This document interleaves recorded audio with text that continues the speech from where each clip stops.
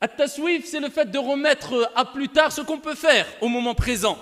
Et combien de gens sont négligents concernant les piliers de l'islam, que ça concerne la prière, ou bien al-zakah, ou bien al-hajj, ou bien al-siyam. Et particulièrement, ici, la prière et le pèlerinage. Par expérience, je dis cela et peut-être je me trompe. Combien de jeunes remettent à plus tard la prière alors qu'ils peuvent l'accomplir au moment présent? Qu'est-ce qui les empêche d'accomplir la prière? Ils ont le temps. Ça prend quoi? 5-10 minutes une prière? 5 prières par jour? 40 minutes, 50 minutes par jour? Alors que Dieu t'a permis de, ici, vaquer à tes occupations tout au long de la journée, en dehors du temps des prières, de faire du commerce, de prendre du bon temps, de t'amuser, d'adorer Dieu. Il te demande ici 5 prières. Et des jeunes qui disent, eh bien, plus tard je ferai. Et combien de gens aussi ont délaissé le pèlerinage? Plus tard, je ferai Al-Hajj. Pourtant, il a les capacités de le faire. Les conditions sont réunies. Il a les capacités physiques et les capacités financières. Alors qu'il y a des gens dans certains pays qui économisent pendant 60 ans, parce que c'est des pays dits pauvres, pour avoir l'opportunité d'aller une fois dans leur vie au pèlerinage. Et ils le font avec plaisir et avec sourire. Certains vendent même ici leurs biens pour pouvoir accomplir le pèlerinage. Ils gardent qu'un strict minimum pour pouvoir vivre dans des pays pauvres. Et nous, on remet à plus tard, alors que quelquefois, on fait partie des gens qui ont largement les moyens. À cause de quoi? Le plus tard. Et c'est pour ça qu'Ibn al-Jawzi, rahimahullah ta'ala, disait, méfiez-vous des plus tard. Méfiez-vous des plus tard, car c'est la plus grande arme du diable. Et Allah Jalla wa ala dit dans le Coran, hatta idha ja'a ahadahumul maut, qala rabbi irji'un, la'alli a'malu salihan fima tarakt. Allah Jalla wa ala parle de ceux qui vont, et on va tous être surpris par la mort. Lorsque la mort vient à l'un d'entre eux, il dit, oh mon Seigneur, Rabbi irji'un, renvoie-moi, redonne-moi une chance, remets-moi sur terre. Peut-être que j'accomplirai des œuvres dans ce que j'ai délaissé. Il a délaissé peut-être la prière, il a délaissé le pèlerinage, il a délaissé des choses il avait les capacités de les faire sans contrainte. Il reconnaissait que c'était des choses à faire, mais il a mis en application ce que le diable aime, at-taswif, plus tard. Tu as le temps, la vie est longue, tu es encore jeune. Après, Allah Jalla wa ala dit, il dira à cette personne qui a regretté, remets-moi sur terre, peut-être que j'accomplirai des bonnes actions dans ce que j'ai délaissé. Et la réponse de notre Seigneur ne sera autre que Kalla innaha kalimatun huwa qailuha wa min waraihim barzakhun ila yawmi yub'athun. Ce n'est qu'une parole vaine. Mais non, Dieu dira mais non, ce n'est qu'une parole vaine. Et derrière lui, al-barzakh, le monde intermédiaire, il sera dans sa tombe jusqu'au jour de la résurrection. C'est pour ça, mes chers frères et sœurs, il est important de se précipiter ici intelligemment, avec sagesse, avec science, sans excès, avec clairvoyance, pour faire le bien autour de soi. Et de manière générale, nous pouvons dire même dans les choses mondaines, ne remets pas à plus tard ce que tu peux faire le jour même. Et on sait très bien que, on prend un simple et banal exemple, un jeune qui est à l'école et qui attend le dernier moment afin de réviser ses cours, et il sait qu'il va avoir un examen le lendemain, eh bien n'est pas dans la même situation que le jeune qui n'a pas remis à plus tard. Ne s'est pas dit je vais attendre au dernier moment pour réviser, j'ai encore le temps. Non, mais qui au fur et à mesure révisait. Et ici il le faisait de façon régulière. Bien sûr que le deuxième cas est meilleur que le premier cas, car le deuxième cas s'est précipité à faire une chose qui va lui être bénéfique. Il s'est précipité à réviser. Il n'a pas reporté à plus tard, contrairement à la première personne qui s'est dit j'ai encore le temps. Et il arrive à la veille de l'examen, il se dit oh là là c'est trop tard, il panique, comment je vais faire? Trop tard. Donc c'est pour ça, Ayyuhal akhyar, qu'il est important de se précipiter, et on comprend bien ce que je veux dire par précipiter. Ce n'est pas de la précipitation aveugle, accompagnée d'excès, loin de la science, accompagnée d'ignorance. Non, non, non. C'est ici de se hâter, c'est mieux. Peut-être le terme hâter est meilleur. C'est se hâter à faire le bien. Et vous savez que les savants divergent. Est-ce que l'ordre d'Allah Jalla wa ala et du prophète alayhi salatu wassalam implique le fait de l'accomplir tout de suite si on remplit les conditions et on a les capacités ou pas? Dans le madhab de l'imam Malik, rahimahullah ta'ala, la réponse est oui. Quand Dieu ordonne une chose, eh bien, à partir du moment où tu remplis les conditions et tu as les capacités, tu dois la faire tout de suite. À titre d'exemple, al-hajj, contrairement à d'autres écoles juridiques. Donc, exemple, le hajj. Celui qui a les capacités physiques et financières, il ne peut pas dire j'attendrai 1 an ou 2 ans. Il doit le faire obligatoirement. Ici, quand le hajj ou le moment du hajj vient à lui, si encore une fois les conditions sont requises et il a les capacités physiques et financières. Et ils ont utilisé plusieurs textes pour cela. À titre d'exemple, Le verset coranique où Allah Jalla wa Ala dit وَسَارِعُوا إِلَى مَغْفِرَةٍ مِّن رَبِّكُمْ الْآيَةِ. Et concourez ou hâtez-vous, précipitez-vous. On comprend le mot précipiter, bien que je ne trouve pas qu'il est vraiment adéquat, mais hâtez-vous ici vers un pardon de votre Seigneur. Et jusqu'à la suite du verset coranique. Et même si on prend le cas où il n'est pas obligatoire, impératif, chez une minorité de savants, d'accomplir tout de suite l'acte qui est ordonné, mais on peut le repousser à partir du moment où on a l'intention de le faire, c'est une minorité de savants qui disent et qui ont cet avis-là, eh bien dans tous les cas on dira que le meilleur c'est de le faire tout de suite. Si tu cherches la satisfaction de ton Seigneur Tabaraka wa Ta'ala, ad-dalil, c'est quoi la preuve? Moussa alayhi salam, qu'est-ce qu'il a dit? وَعَجِّلْتُ إِلَيْكَ رَبِّي لِتَرْضَى. Je me suis hâté vers toi, ya Allah, pour que tu sois satisfait. Donc Moussa alayhi salam, il s'est précipité. Donc pour que Allah Jalla wa Ala soit satisfait. Dans les hadiths, qu'est-ce qu'on a?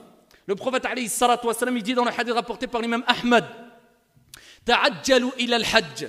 Précipitez-vous. Regardez le prophète ce qu'il dit il y a 14 siècles. Ta'ajjalu ila al-hajj. Précipitez-vous à faire le pèlerinage, car l'un d'entre vous ne sait pas ce qui va lui empêcher demain. Et combien d'obstacles il y a? Quelquefois on dit je ferai le hajj après tu dis ya Rab, si je l'avais fait l'année dernière je pouvais, j'ai attendu, maintenant je peux plus. C'est vrai ou pas? Et c'est le même exemple pour autre chose, c'est pas que le hajj. Et je répète encore une fois, désolé d'insister, mais je parle de ceux qui ont les capacités. Amma celui qui n'a pas l'argent ou qui n'a pas la santé physique, innamal a'malu binniyat. Bi'idhnillahi tabaraka wa ta'ala, s'il avait vraiment l'intention, il meurt, il ne sera pas blâmé concernant l'acte qu'il n'a pas fait. Même peut-être et sûrement il sera récompensé parce qu'il avait l'intention de le faire. Je parle de ceux qui ont les capacités physiques. Et ils ont l'argent pour le faire. Et ils sont même à l'aise. Et ils préfèrent faire je ne sais quoi au lieu de faire devancer le pèlerinage. Va en vacances, Habibi. Profite de la vie si tu veux. Tant que c'est fait dans un cadre légiféré, propre et sain. Mais ici, il y a des priorités dans la vie en tant que croyants et musulmans. Parmi nos priorités, c'est de faire le pèlerinage. Et dans chaque religion, il y a des pèlerinages. Eh bien, nous, notre pèlerinage, c'est le grand rassemblement. Et c'est le plus grand rassemblement du monde, Al-Hajj. Et ça, c'est tout à notre honneur. Ayyuha al-akhiyar, on doit être fiers de ce grand rassemblement qui est le pèlerinage une fois dans ta vie.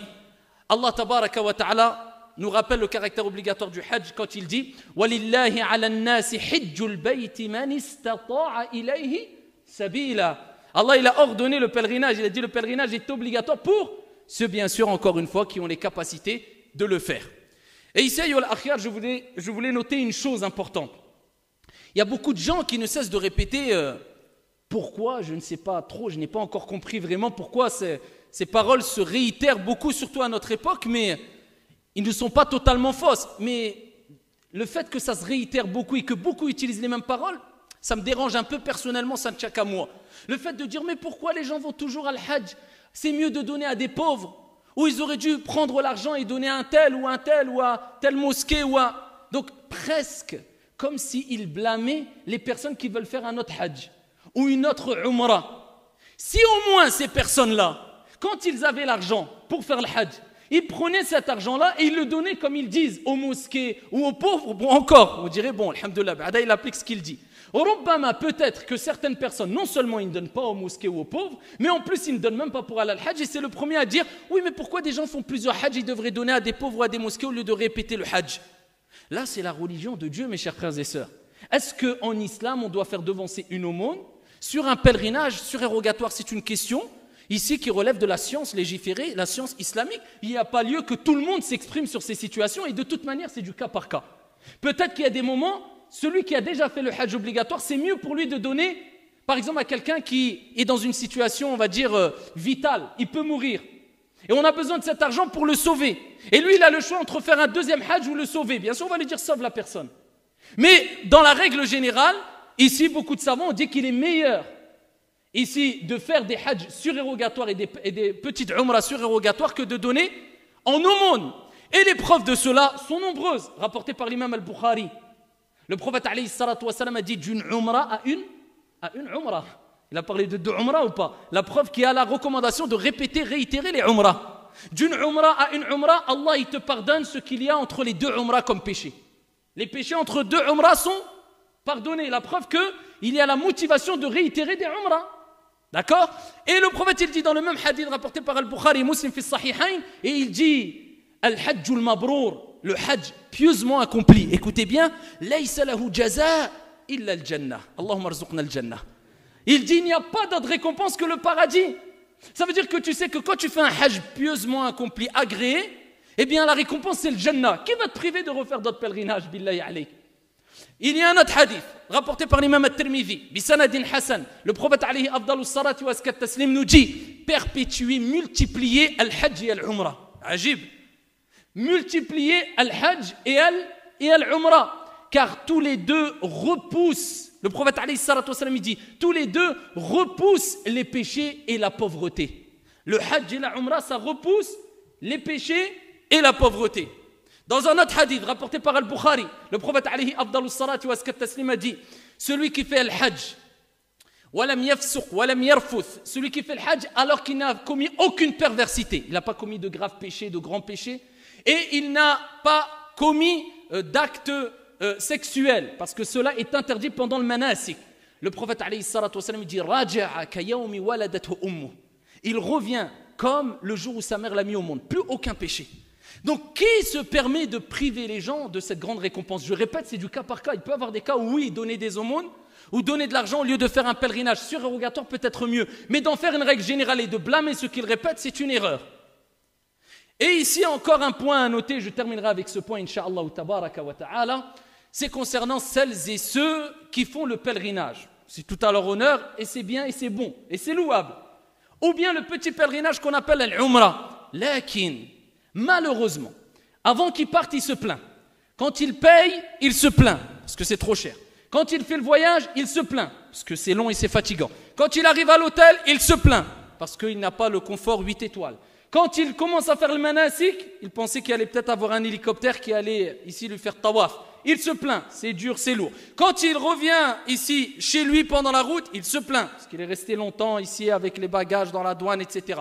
Quand il arrive chez lui, il dit « Alhamdulillah, c'était masha'Allah mon frère. Je suis hajj maintenant. Hajj hada al-hajj. » Je ne dis pas qu'il n'est pas accepté. Lakin mon seba ayyuha al-akhyar. Comment cela se fait-il? Et ça, je vous dis ça par expérience. Comment cela se fait-il, ahibbati fillah, que les gens qui se plaignent le plus, ce sont souvent les gens qui viennent des pays où ils peuvent se permettre d'accomplir un pèlerinage ici confortable, dû à la somme qu'ils ont versée et dû ici à leur niveau social. Les pays d'Europe, les gens qui viennent d'Europe, en général, ceux qui se plaignent le plus, alors qu'ils ont payé des formules où ils ont l'hôtel 5 étoiles, ils sont proches du haram, et tu vois ceux qui viennent des pays très difficiles, la vie est difficile, hein, Pakistan, certains pays, Afghanistan, etc. Tu vois des personnes âgées, comme je disais précédemment, 70 ans, peut-être il a économisé 40 ans pour pouvoir aller au pèlerinage, et tu les vois quelquefois ils mangent dehors. Quelquefois, ils dorment dans la mosquée sacrée, Al-Haram, pour faire les i'tikaf, et tu les vois, ils font tawaf, peut-être 2 tawafs par jour surérogatoires, et jamais ils se plaignent. Nous, c'est toujours des plaintes.